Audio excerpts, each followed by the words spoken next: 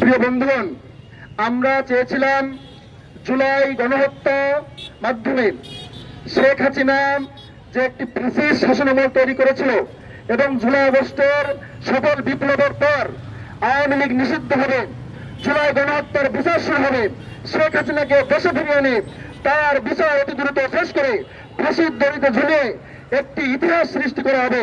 কিন্তু আমরা দেখছি অন্তর্বর্তীকালীন সরকার আজকে যারা ফ্যাসিস্ট, যাদের গুলিতে আমাদের সহস্র ভাইরা বোনেরা শহীদ হয়েছে, তাদের বিরুদ্ধে মামলা দিতেও আজকে আমাদের বাধা দেওয়া হচ্ছে।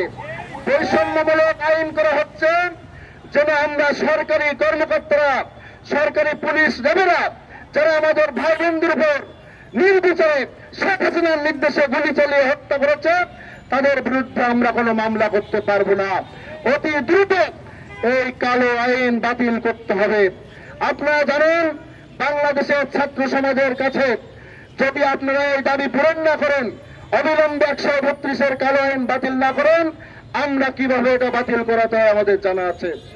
আমরা স্পষ্টভাবে বলতে চাই, আওয়ামী লীগ, কারা আওয়ামী লীগ যারা ক্ষমতা এসে বিডিআর বিদ্রোহের মাধ্যমে 14 সেনা অফিসারদের হত্যা করেছিল, কারা আওয়ামী লীগ যারা 2013 সালের শাপলা চত্বরে গণহত্যা সংগঠিত করে রাতের আধারে ভারতের মদদে বাংলাদেশের আলেম ওলামা রক্ত ঝরিয়েছিল, জীবন নিয়েছিল। এই আওয়ামী লীগ কারা 2014, 18, 24-এর নির্বাচনে একবার ভোটারবিহীন, একবার রাতের আধারে, আরেকবার দামি নির্বাচনের মাধ্যমে আওয়ামী লীগ ক্ষমতা এসেছিল। এই আওয়ামী লীগ কারা যারা জুলাই আগস্টের আন্দোলনে ছাত্র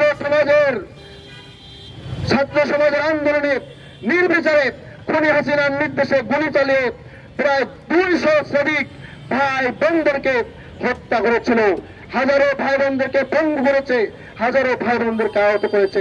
সুতরাং আওয়ামী লীগের ব্যাপারে আমাদের কোনো মার্সি নেই, তাদেরকে নিষিদ্ধ করতে হবে।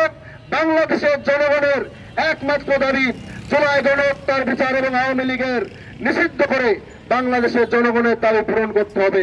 অন্যথায় গণহত্যাকারী আওয়ামী লীগ নিষিদ্ধকরণ আন্দোলন অতি দ্রুত রাজপথে নেমে লড়াই সংগ্রামের মাধ্যমে আওয়ামী লীগকে প্রয়োজনে নিষিদ্ধ করে ছাড়বে ইনশাআল্লাহ।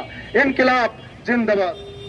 প্রিয় উপস্থিতি, আগস্ট মাসে সংগঠিত দেশের ইতিহাসে সর্ববৃহৎ গণ অভ্যুত্থান সংগঠিত হয়েছিল।